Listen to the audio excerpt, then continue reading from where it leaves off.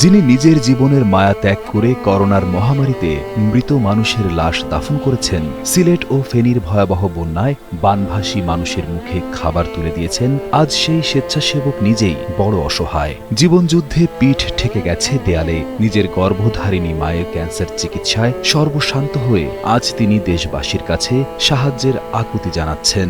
নাই তো দুনিয়াই নেই আমার আসলে।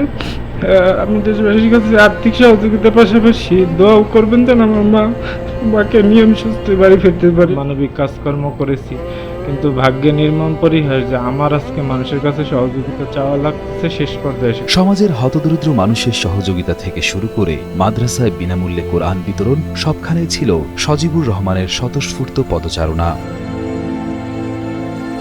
1 বছর আগে পেটে অস্বাভাবিক কিছু একটা অনুভব করেন সজিবুর রহমানের মা নাসিমা বেগম। এরপর চিকিৎসকের শরণাপন্ন হলে প্রায় 55,000 টাকার পরীক্ষা নিরীক্ষা শেষে জানা যায় নাসিমা বেগমের খাদ্যনালীতে টিউমার হয়েছে এবং সেখান থেকে বাসা বেঁধেছে ঘাতক ব্যাধি কোলন ক্যান্সার। প্রথমে টুকটুক পেটে ব্যথা করে, কিছু খাইতে পারি না, মুখে তিতে লাগে, খাইতে পারি না, শরীর অসুস্থ লাগে। আমাকে বলে, বাবা দেখো তুমি আমার পেটে এত বড় জানি কি একটা হয়েছে, এটা হয় টিউমার না হইলে অন্য কিছু। গত অগস্ট মাসে ঢাকা মেডিকেল কলেজ হাসপাতালে ভর্তি করা হয় নাসিমা বেগমকে। সফল অস্ত্রোপচারের মাধ্যমে তার টিউমার অপসারণ করা হলেও বায়োপসি রিপোর্টে ক্যান্সারের উপস্থিতি নিশ্চিত হয়। চিকিৎসকরা তাকে 8টি কেমোথেরাপি দেওয়ার পরামর্শ দেন। ডাক্তার আমাকে জানায় যে আপনার নাম্বার টিউমার থেকে কোলন ক্যান্সার। তখন আমি আসলে একদম সেন্সলেস হয়ে যাবো না, কি করব আম্মাকেও জানাই নাই।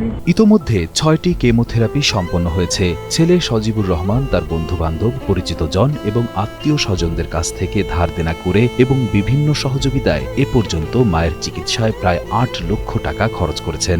মায়ের চিকিৎসার জন্য অবশিষ্ট রয়েছে আরও 2টি কেমোথেরাপি, কিন্তু সজিবুরের হাতে এখন আর কানাকড়িও অবশিষ্ট নেই। আম্মার পিছনে সময় দিতে গিয়ে আমি কোনো কাজই করতে পারতেছি না, কারণ সে বিশাল একটা সার্জারি রোগী। এবং ধরেন আমার আর কোনো, আমি একটা অনলাইন কোচিং করাতাম, সেখান থেকে টুকটাক আর্নিং হতো, এ দিয়ে আলহামদুলিল্লাহ চলতো, কিন্তু এখন সেটাও করতে পারতেছি না। বাইরে যে কোথাও কাজে যাব সেটাও পারতেছি না। একদিকে মায়ের অবশিষ্ট কেমোথেরাপি ও পরবর্তী চিকিৎসার বিশাল খরচ, অন্যদিকে পাওনাদারদের ধার দেনা পরিশোধের প্রবল চাপ, সব মিলিয়ে এক চরম দুশ্চিন্তায় দিন কাটছে তার। যে ছেলেটি সারা জীবন অন্যের বিপদে নিঃস্বার্থভাবে ঝাঁপিয়ে পড়েছেন, আজ তার মায়ের চিকিৎসায় প্রয়োজন সমাজের বিত্তবানদের একটু সুদৃষ্টি। সজিবুর রহমান তাই নিরুপায় হয়ে তার মায়ের জীবন বাঁচাতে দেশের হৃদয়বান ব্যক্তি, সরকারি বেসরকারি প্রতিষ্ঠান এবং প্রবাসী ভাই বোনের কাছে আর্থিক সহায়তার জন্য বিনীত অনুরোধ জানিয়েছেন।